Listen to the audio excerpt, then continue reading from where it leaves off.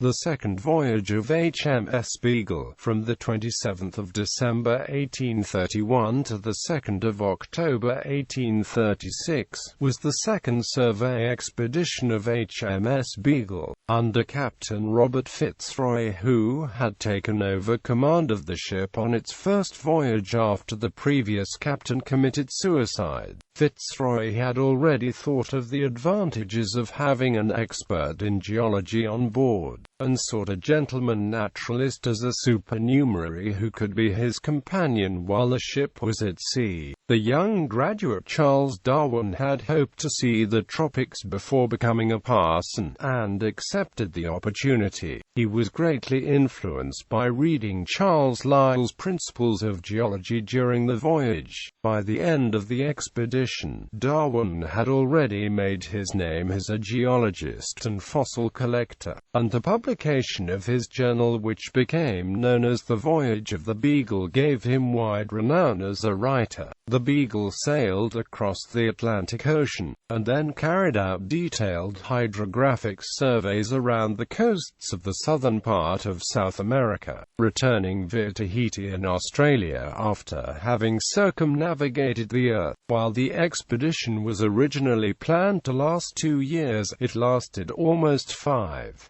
Darwin spent most of this time exploring on land, 3 years and 3 months on land, 18 months at sea. Early in the voyage he decided that he could write a book about geology, and he showed a gift for theorizing. At Punta Alta he made a major find of gigantic fossils of extinct mammals, then known from only a very few specimens. He ably collected and made detailed observations of plants and animals, with results that shook his belief that species were fixed and provided the basis for ideas which came to him when back in England, and led to his theory of evolution by natural selection.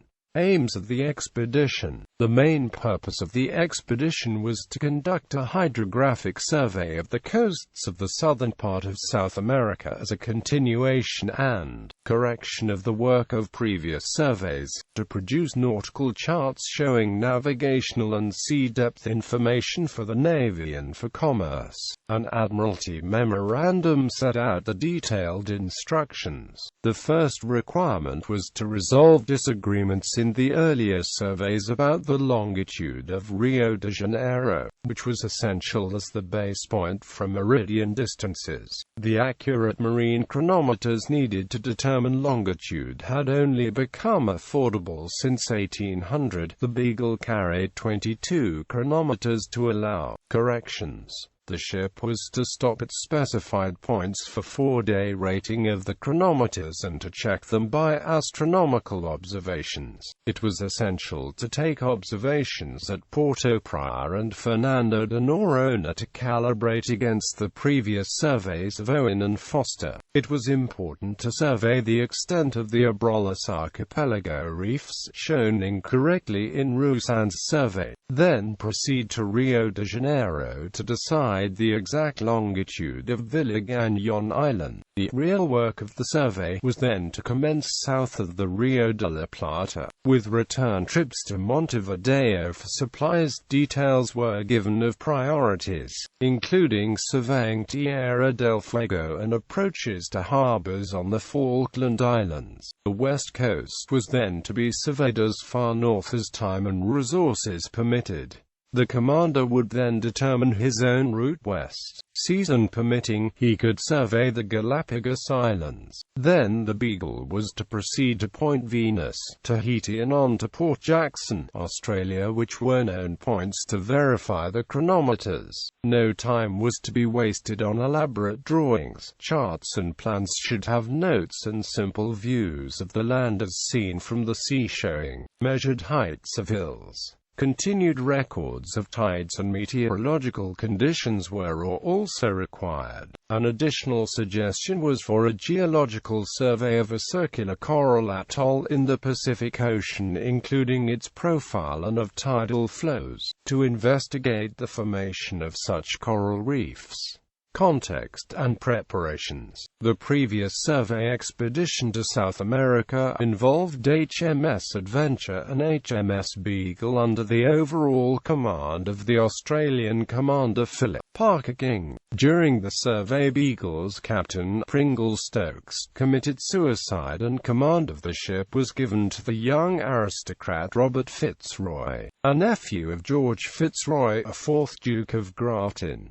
When a ship's boat was taken by native Fuegians, FitzRoy took some of them hostage. After the return to Devonport Dockyard on the 14th of October 1830, Captain King retired. The 26-year-old FitzRoy had hopes of commanding a second expedition to continue the South American survey, but when he heard that the Lords of the Admiralty no longer supported this, he grew concerned about how to return the Fuegians who had been taught English with the idea that they could become missionaries. He made an agreement with the owner of a small merchant vessel to take himself and 5 others back to South America, but a kind uncle heard of this and contacted the Admiralty. Soon afterwards, FitzRoy heard that he was to be appointed commander of HMS Chanticleer to go to Tierra del Fuego, but due to her poor condition, Beagle was substituted. On the 27th of June 1831, FitzRoy was commissioned as commander of the Voyage, and Lieutenants John Clements Wickham and Bartholomew James Sullivan were appointed. Captain Francis Beaufort, the hydrographer of the Admiralty, was invited to decide on the use that could be made of the voyage to continue the survey, and he discussed with FitzRoy plans for a voyage of several years, including a continuation of the trip around the world to establish median distances. The Beagle was commissioned on the 4th of July 1831 under the command of Captain Robert FitzRoy, who promptly spared no expense in having the Beagle extensively refitted. The Beagle was immediately taken into dock for extensive rebuilding and refitting, as she required a new deck. FitzRoy had the upper deck raised considerably, by 8 inches aft and 12 inches forward. The Cherokee-class brig sloops had the reputation of being coffin brigs, which handled badly and were prone to sinking, by helping the decks to drain more quickly with less water collecting in the gunnels. The raised deck gave the Beagle better handling and made her less liable to become top-heavy and capsize. Additional sheathing to the hull added about 7 tons to her burden and perhaps 15 to her displacement. The ship was one of the first to test the lightning conductor invented by William Snow Harris. FitzRoy obtained 5 examples of the sympiosometer, a kind of mercury-free barometer patented by Alexander Ady and favored by FitzRoy as giving the accurate readings required by the Admiralty. In addition to its officers and crew, the Beagle carried several supernumeraries, passengers without an official position. FitzRoy employed a mathematical instrument maker to maintain his 22 marine chronometers kept in his cabin, as well as engaging the artist, draftsman Augustus Earle to go in a private capacity. The 3 Fuegians taken on the previous voyage were going to be returned to Tierra del Fuego on the Beagle together with the missionary Richard Matthews' offer of place to Darwin. FitzRoy knew that commanding a ship could involve stress and loneliness. He was very aware of the suicide of Captain Stokes, and his own uncle Viscount Castlereagh had committed suicide under stress of overwork. For the first time he would be fully in charge with no commanding officer, a second captain to consult, and he felt the need for a gentleman companion who shared his scientific interests and could dine with him as an equal. Early in August, he took these concerns to Beaufort, who had a scientific network of friends at the University of Cambridge. At Beaufort's request, mathematics lecturer George Peacock wrote from London to Professor John Stevens Henslow about this rare opportunity for a naturalist. saying that an offer has been made to meet to recommend a proper person to go out as a naturalist with this expedition, and suggesting the Reverend Leonard Jennings. Though Jennings nearly accepted, and even packed his clothes, he had concerns about his obligations as vicar of Swaffham-Bulbeck and his health, so declined. Henslow briefly thought of going, but his wife looked so miserable that he quickly dropped the idea. Both recommended the 22-year-old Charles Darwin, who had just completed the ordinary Bachelor of Arts degree, which was a prerequisite for his intended career as a parson, and was on a geology field trip with Adam Sedgwick. On the 24th of August, Henslow wrote to Darwin, that I consider you to be the best qualified person I know of who is likely to undertake such a situation. I state this not on the supposition of, being a finished naturalist, but as amply qualified for collecting, observing, and noting anything worthy to be noted in natural history. Peacock has the appointment at his disposal, and if he cannot find a man willing to take the office, the opportunity will probably be lost. Captain F wants a man more as a companion than a mere collector, and would not take anyone, however good a naturalist, who was not recommended to him. Likewise as a gentleman. There never was a finer chance for a man of zeal and spirit.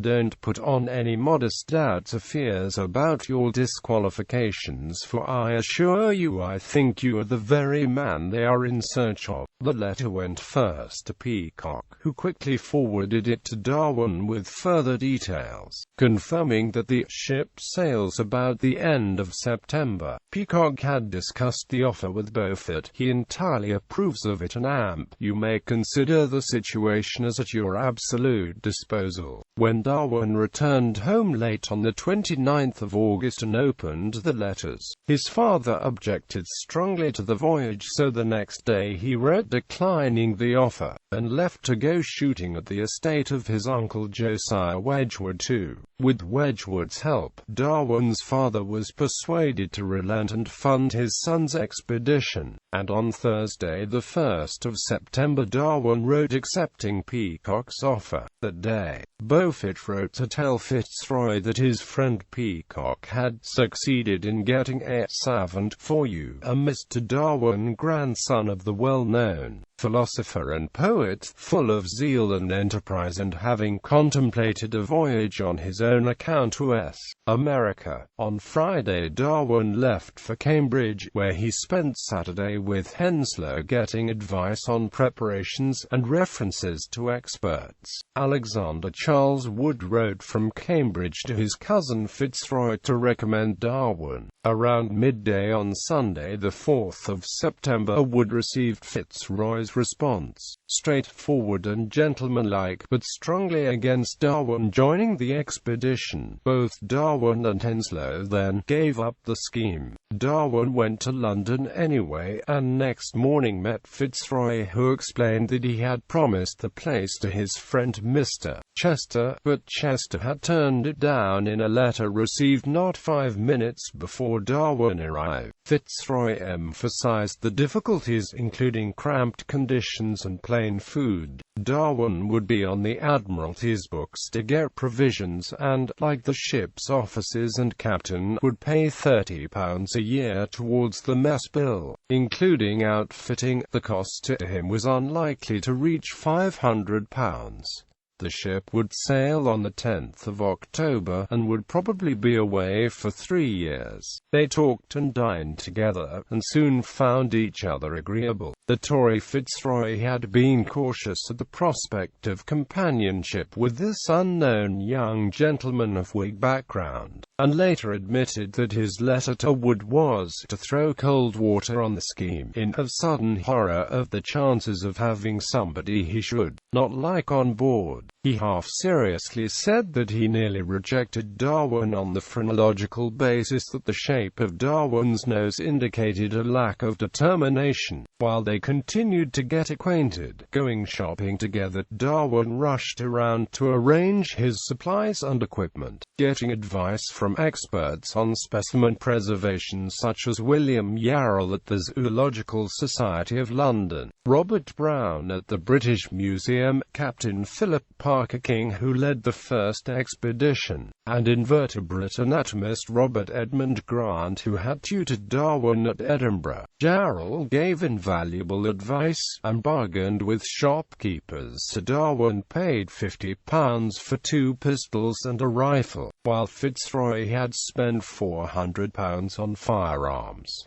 On Sunday, the 11th of September, FitzRoy and Darwin took the steam packet for Portsmouth. Darwin was not seasick, and had a pleasant sail of 3 days. For the first time he saw the very small, cramped ship, met the officers, and was glad to get a large cabin, shared with the assistant surveyor John Lort Stokes. On Friday Darwin rushed back to London, 250 miles in 24 hours. And on via Cambridge to arrive in Shrewsbury on the 22nd of September for a last quick visit to family and friends, leaving for London on the 2nd of October. Delays to the Beagle gave Darwin an extra week to consult experts and complete packing his baggage. After sending his heavy goods down by steam packet, he took the coach along with Augustus Earle, and arrived at Devonport on the 24th of October. The geologist Charles Lyell asked FitzRoy to record observations on geological features such as erratic boulders. Before they left England, FitzRoy gave Darwin a copy of the first volume of Lyell's Principles of Geology, which explained features as the outcome of a gradual process taking place over extremely long periods of time. In his autobiography, Darwin recalled Henslow giving advice at this time to obtain and study the book,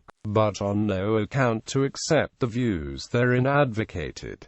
Naturalist and geologist. For Beaufort and the leading Cambridge gentlemen of science, the opportunity for a naturalist to join the expedition fitted with their drive to revitalize British government policy on science. This elite disdained research done for money and felt that natural philosophy was for gentlemen, not tradesmen. Darwin fitted well with these expectations. The officer class of the Army and Navy provided a way to ascend this hierarchy. It was usually the ship's surgeon who collected specimens on voyages, and Robert McCormick had secured this official position on the Beagle after taking part in earlier expeditions and studying natural history. A sizable collection had considerable social value, attracting wide public interest, and McCormick aspired to fame as an exploring naturalist. Collections made by the ship's surgeon and other officers were government property, though the Admiralty was not consistent on this,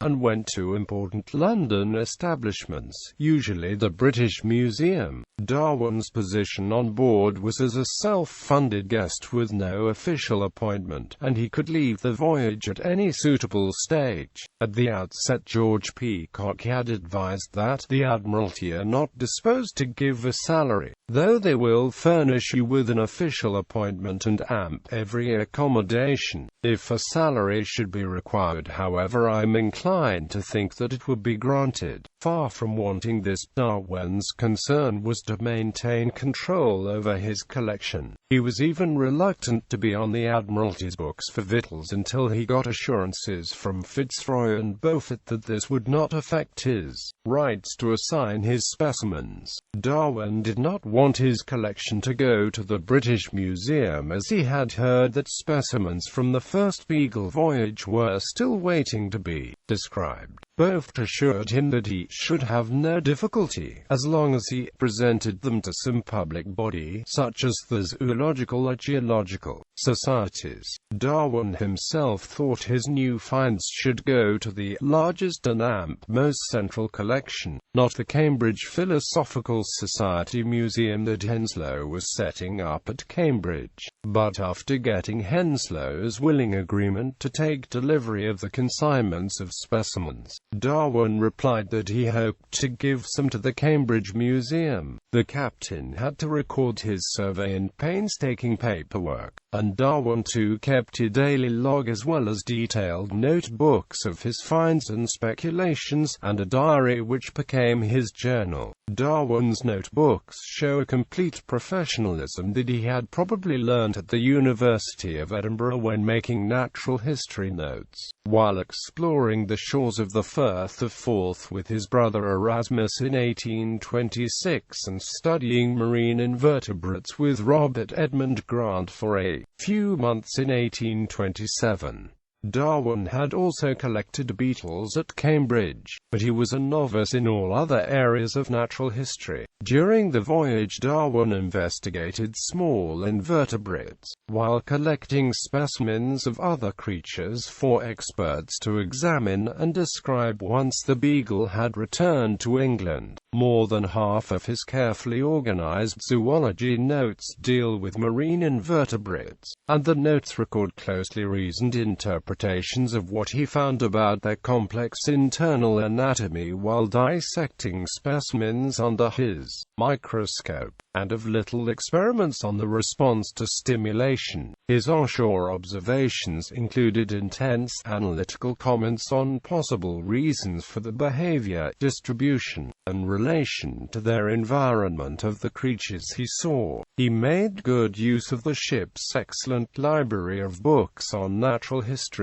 but continually questioned the correctness. FitzRoy's narrative recalls that, when investigating islands on the first voyage, he had regretted that no one on board had expertise on mineralogy or geology to make use of the opportunity of ascertaining the nature of the rocks and earths of the areas surveyed, and resolved that if on a similar expedition he would endeavor to carry out a person qualified to examine the land, while the officers and myself would attend to hydrography. Quote, although Darwin had studied geology in his second year at Edinburgh, he had found it dull, but from Easter to August 1831 he had learned a great deal with Adam Sedgwick and developed a strong interest during the geological field trip. Geology was Darwin's principal pursuit on the expedition, and his notes on that subject were almost 4 times larger than his zoology notes, although he kept extensive records